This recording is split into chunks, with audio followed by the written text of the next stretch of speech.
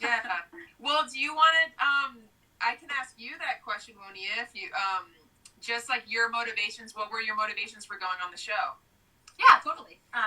Yeah, so, and I have a YouTube channel, and I put out a bunch of videos before the season opened, and I did kind of talk about this in them, so if folks are curious for like a more in-depth conversation or more in-depth look, by all means look at that. But, so much of it for me was about recognizing that the ways that these skills are often portrayed in the media is this like, nature's out to get us, and are we tough enough to survive thing, and feel like there's this real dominating attitude towards it, and this real like combative attitude, and then also this prevailing attitude that like no matter where we are or what we're doing, nature is inherently super dangerous, and it's like all you can do just to get through it. And that is the polar opposite of everything in my world that I try to represent and try to do with the teaching. Now, I've been teaching these skills for over 20 years now.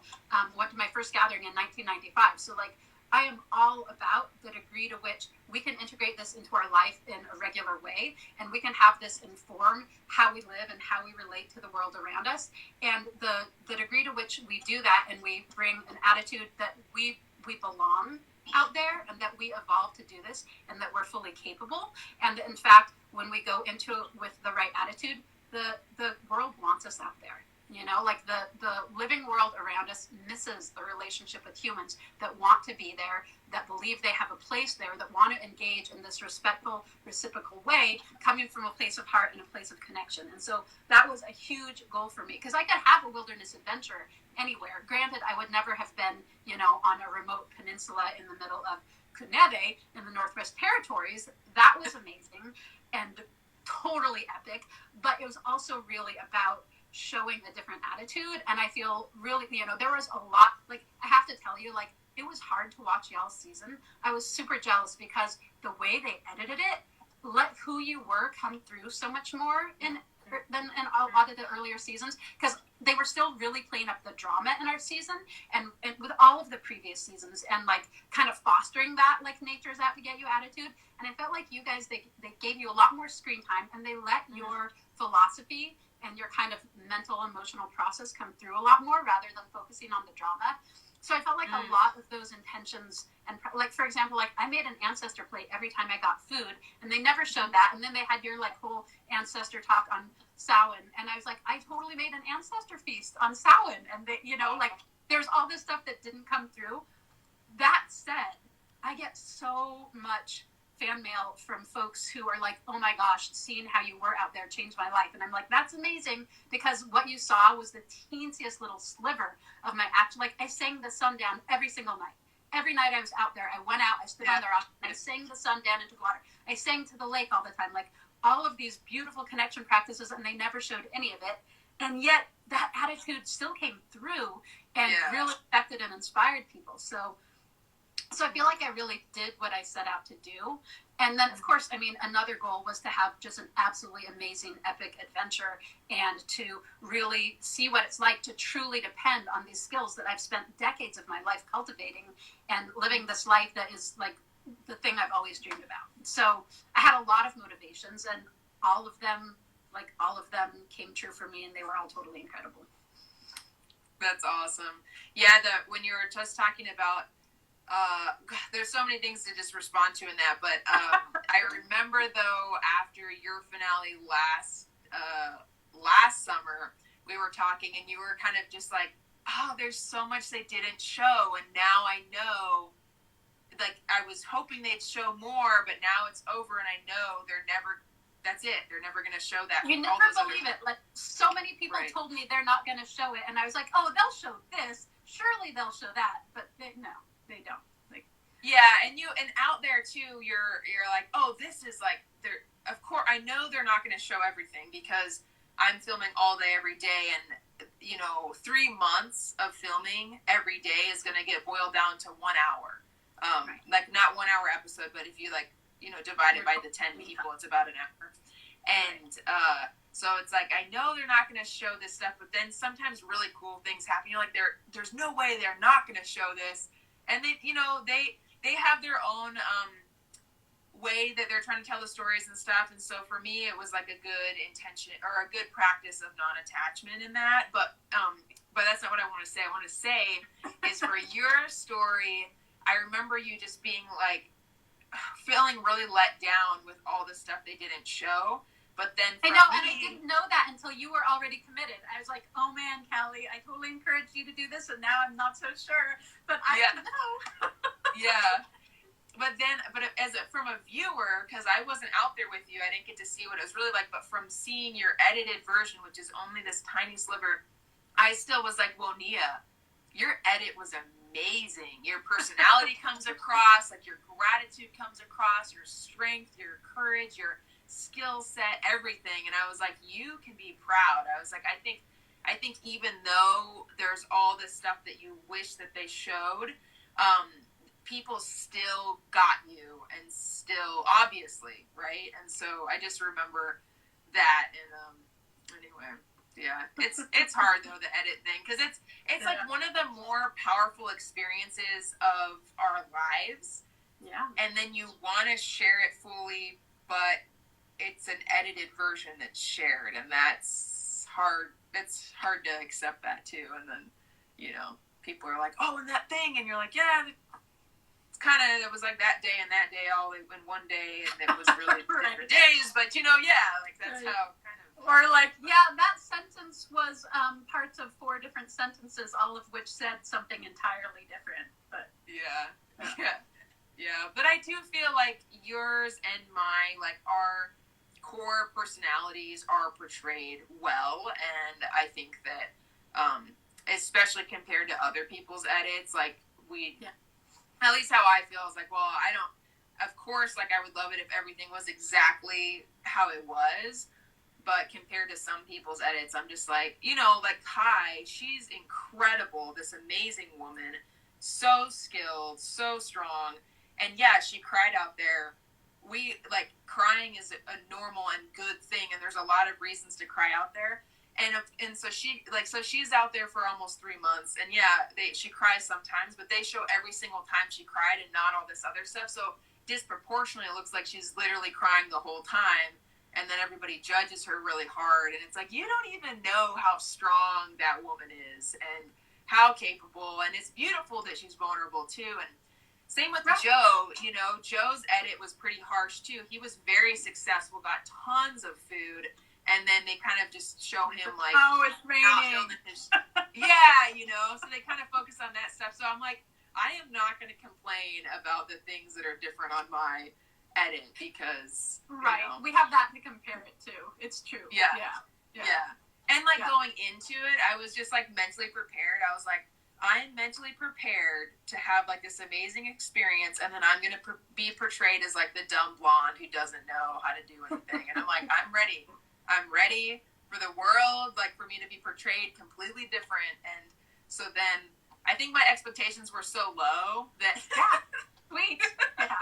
Because that's not how you came across. Exactly. But you have to let that go, because you're literally handing over. You're like, this is this precious experience I have, and I filmed it. I'm just giving it to you, and you're gonna just do something with it. And it's this huge thing of trust and letting it go too, like letting it go, and like, we know what happened, we know what's changed in us, that will be with us forever. And the show is it's cool, and really awesome that we get to share our experience with so many people, but that it's a different version of it too. So it's an interesting thing to hold, and to see, to have people really feel like they know you, and you're like, oh man, if only you actually got to see the real experience. Because it's beautiful, because you don't want to burst people's bubble, because people feel so connected to the experience. And I think particularly, I think that it's true in general when you see people, but I think that you and I and a lot of other folks who came with so much humility, that then people can see themselves in that journey. Whereas someone who has a lot of, like swagger and that kind of thing, they're kind of looking at themselves a little bit more, like portraying themselves more on that pedestal. And I think that people who are, not trying to prove anything, then a lot of people can put themselves in that place, and that is super, super important, because the last thing I want is people to feel like, oh, I could never be that amazing or that tough or whatever. Like, no, come and do this journey with me. Like, see this place from my eyes, feel what it is to be cold and hungry but not even care, because all of the rest of it is so beautiful and amazing, you don't even have words for it. Absolutely. Yeah. In the beginning of your answer to why you did alone, you were talking about you really, if you come to a place with like respect and humility, that the land actually wants you to be there and sort of receives you. And when you said that, I wanted to share this little story, which you probably felt the same or similar feeling out there. But like when I would walk around, it was like it was later season, and in when I was wearing the mucklucks that I made and carrying the handmade stick bow in my hand and like walking in the snow, and I would just feel this feeling so deep.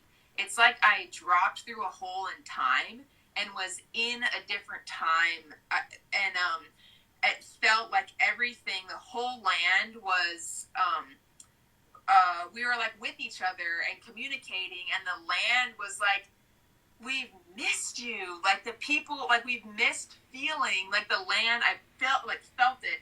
The land like missed feeling being walked on with skins, like skin shoes. Yeah. And because the land's like, wow, it's been a while, but we remember, and this feels good. And maybe that's just like how I felt, my like perception, but I felt it so strong, just like going through like this other time and feeling the land, like just really just feeling that connection. And the stick bow too, like feeling like the stick bow in my hand. I was like I feel like an ancient human being out here. And I feel like I was remembering what it felt like opening up these old memories that were like inside my bones somewhere. It was crazy. Yeah.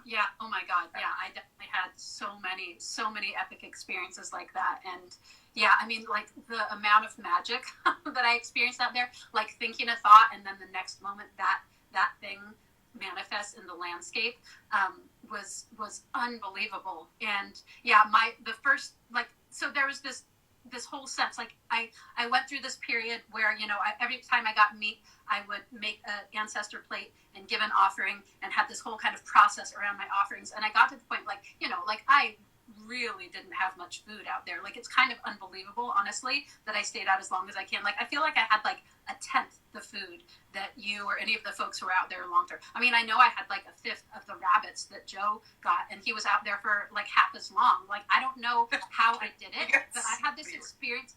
Yeah, I know. It was fascinating hearing his experience of rabbit starvation. I'm like, I never even had enough rabbits to have rabbit starvation. Mine was just straight starvation. There was no rabbit starvation. But having this thought where I was like, I can't keep, like, I'm going to keep making the ancestor plate, but I can't not eat this food. And the ancestors were like, for God's sake, did it take you this long to figure this out? Like, yeah, you're an ancestor now. You're here, like, there was no distinction between me and the ancestor. Like, to be living on that land for that long, on my own, in my skins, in traditional gear, with that level of respect, that level of connection and paying attention, and to actually have gone long enough that, like, every bite of food that came from the modern world was way out of my system. The only thing I was subsisting on was, those rocks, that lake water, those plants, those animals. So I was that land, and the ancestors were like, yeah, you could have been eating our ancestor plates for a long time. You're like totally on our team already.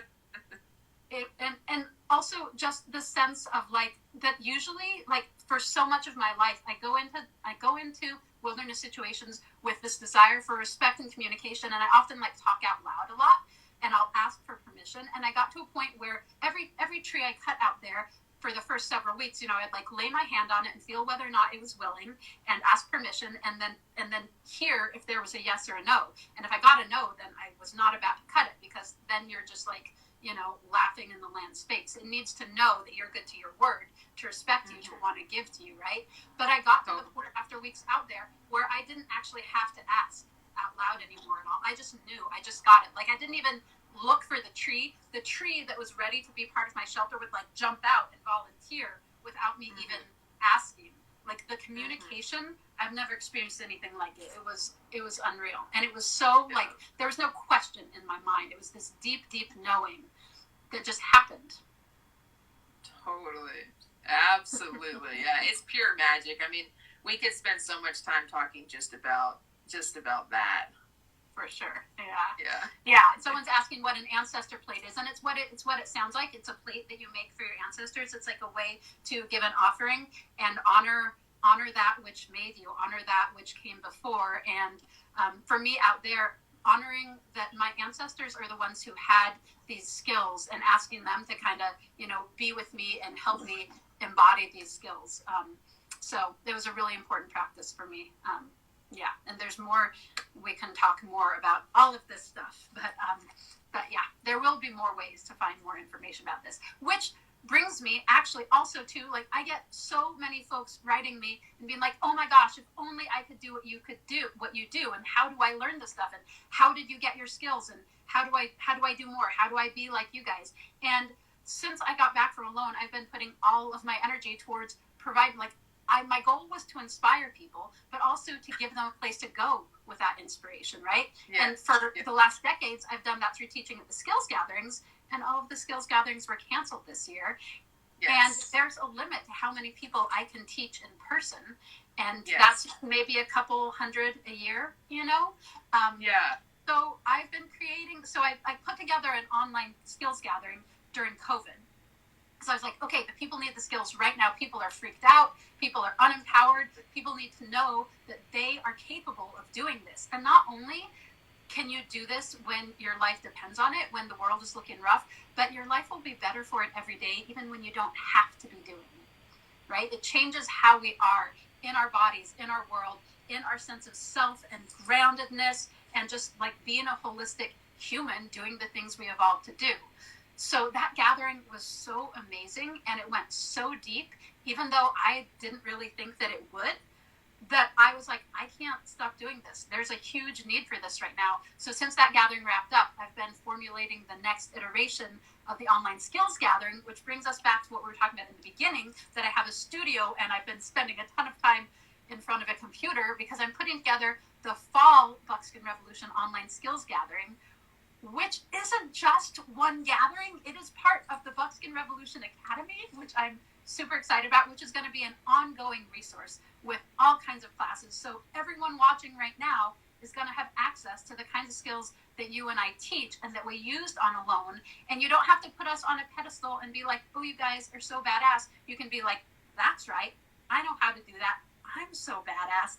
I'm in line with the ancestors. I can take care of myself and be like healthier and better for it every day of my life.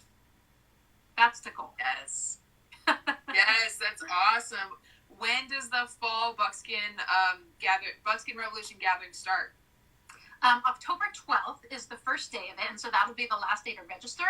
But Jen, you sign up on my website, and I should have put a link on here already, but I don't know how to do that. But I'll have links up. But I have an early registration discount, which is $60 off, so it's a big discount, and that ends on Friday. So if you want to sign up, I really recommend doing it by Friday, September 25th, but you can sign up all the way to October 12th. There's Quentin. Nice. Quentin wants us to teach together, so I'll definitely have to bring you in some Buckskin Revolution Academy things. He's a student from the first gathering, and he's already signed up for the second, and he is one of my Patreon members, so he's on team. I have this like special inner circle now of my Patreon members and the folks who are in the first gathering, and I have those guys I gave them special discounts so they can bring in their friends, because you learn better when you're doing it in community. Like that's the whole point of these skills. So totally. Yeah. So you can sign up on my website, buckskinrevolution.com, and the link in my profile right now will take you right to the Buckskin Revolution gathering page. So easy to sign up.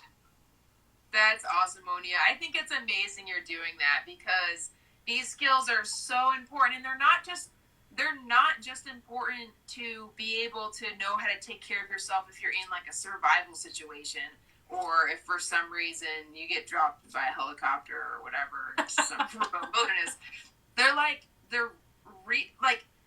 They are core to just feeling happy and whole and connected. It's like a mental health practice. All these skills are a mental health practice. Like, cool, I feel good. I remember what it's like to be a human being. Like, yeah, making things with my hands from things I collected from the land, that feels really good. And you don't even have to understand why it feels good. It just feels good. And so it's so cool that you're doing that, because I know it was an immense amount of work. And I know when COVID hit, and all the gatherings were canceled, and it was super bummer, and all the classes that both of us were going to teach were all just on hold.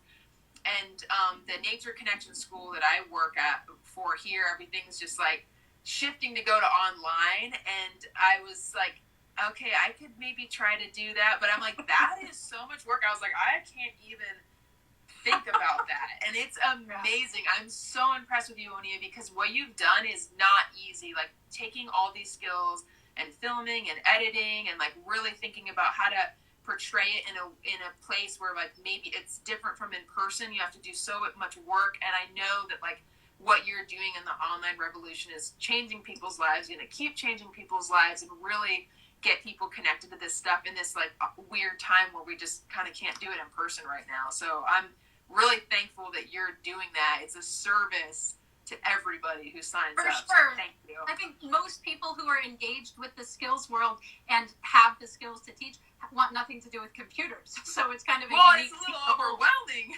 Yeah, it's totally like the first gathering, like my computer and 2 different hard drives crashed, and I lost a ton of the footage I had. Like, I was so technologically inept. It was crazy. I had no idea what I was getting into. Probably wouldn't have done it if I had known what I was getting into, but I'm glad that I persevered. I just want to address this one quick question because I think it's super relevant. Someone asked if it would be appropriate for their 12-year-old daughter. Yes, like young girls, it is great for. I had a 10-year-old young woman in my first gathering, and she loved it. There's a testimonial from her mom on the landing page of the website. And if we get enough kids, I might also do like special Zoom calls just for the kids.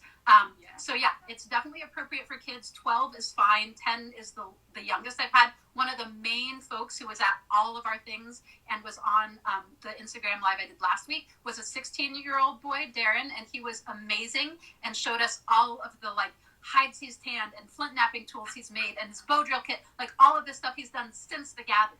So he took that and ran with it, which is like the most amazing outcome I could possibly have. Your 9-year-old wants to do it. Yeah, I mean, some of the stuff might be a little beyond her, but the foundation and these skills, and the thing that's unique, honestly, about this gathering that I'm doing and the way I'm teaching online is that it's not just about the skills. It's about like the bigger picture and the context and why we do what we do and how we do it. Like, it's not just the skills, it's how you let it change you and change your perspective and the way you engage with the land around you. And that is what makes it so good for kids, because giving them that foundation and learning a different way right now is going to send them in a direction where, like, this is recording my screen and I'm having a text from my aunt.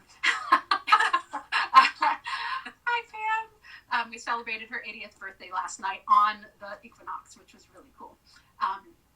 So yeah, it's that foundation, and learn, like, even if they're a little young, for all of the nitty gritty skills details, having the nature connection practices and the awareness and the like being in their body and thinking about things from that broader perspective, who we are as humans and what we evolved to do. That's going to be gold for those kids for the rest of their life.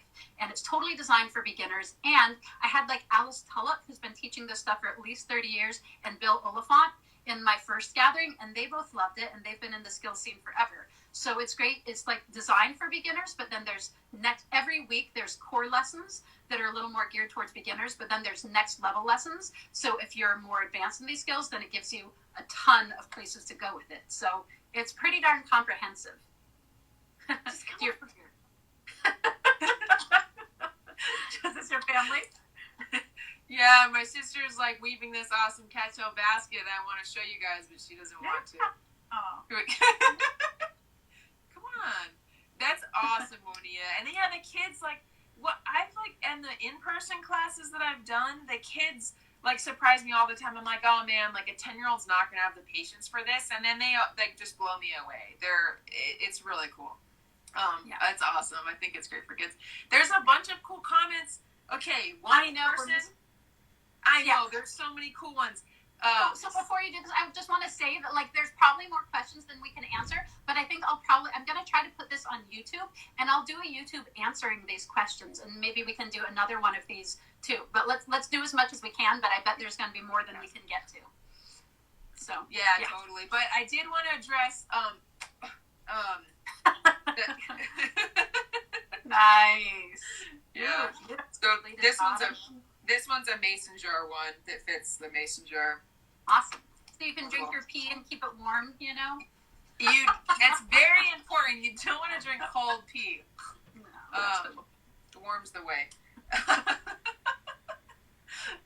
But some of the comments were really inspiring. Like a few people were saying, I'm out camping and I are doing these different things that I was inspired to do because of you all. And so that's like so cool. That makes doing the Instagram and doing all the things worth it. So thank you, because sometimes, that's really cool. Like, dear God.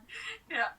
But that means so much to hear people are like, hey, I did this small or large change in my life and I'm out, camping with my friends or my daughters or sons, and like we're doing this, and it's just, that's really cool. And someone about learning how to skin and they're eating rabbit stew. Wow. Nice. Yeah. Someone, Corny Star, I don't know who you are, but whoever that is had have seen one of us in person because they said gather round in the way of old, which is that fire song that yeah. So. A couple years ago. Yeah. Nice. Yeah. So. Yeah, were several folks from the gatherings in my online gathering. So it's sweet to have those people that you have personal connection with, like connecting through this virtual world. It's really wild. That's so cool. Yeah. Embracing the modern era. I know, we got to do it sometimes. So. Okay, there's a couple questions that folks entered in here that aren't just like scrolling through on the screen. So no, we don't get to keep any of our footage from the season. That's in the contract. You hand it all over to them, and you get no control over it. And you get a small weekly stipend while you're out there, but unless you win, you don't get any money. It's what it says. The winner takes all, and there's no money otherwise besides like a stipend so that you can afford to quit your job and take time off work and leave your family alone potentially and go out and do this thing, and you're not gonna lose your house because you were out in the woods for months. So that's the point of the stipend, to make it possible for people to do it. Do you feel like your time on alone prepared you for quarantine? I mean, no, the quarantine is a really different feel to me than the time alone in the wilderness. I think it's harder. I think that it's harder to be isolated in a place where you used to interact with people than to be on your own in the wilderness. I don't know. What was your experience with that, Callie?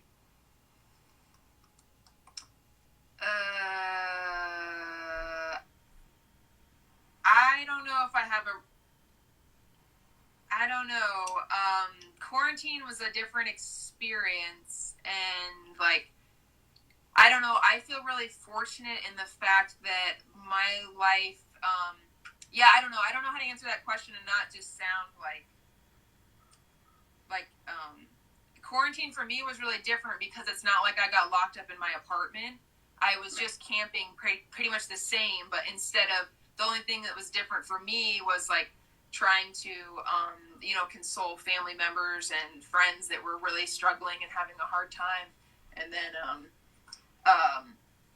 like, livelihood stuff and, all the workshops being canceled. But my day-to-day life was kind of the same because I don't really go to town and that kind of stuff. So I don't know if it really, I don't know. I think that a good answer to the question though would be that like time in the wilderness does help you be very mentally resilient and know yourself well. And both of those things will help you in any challenge that comes up, including a global pandemic or getting locked up in your apartment or whatever it is. So just the mental resilience and just knowing yourself well. So I think I guess the answer could be yes. But yeah, totally. I agree. Like I don't think that it was a preparation for the like being alone type quarantine. quarantine, but I think that the experience of really like having barely what you need to survive, then anytime you go into a situation where it's like, oh, I don't have what I really want and what I'm used to, you're like, oh yeah, no, but I have food. Right. And I have a roof over my head. And it is right. more than minus 20 degrees Fahrenheit right now. Therefore, I am totally fine. So it just puts everything else in the perspective.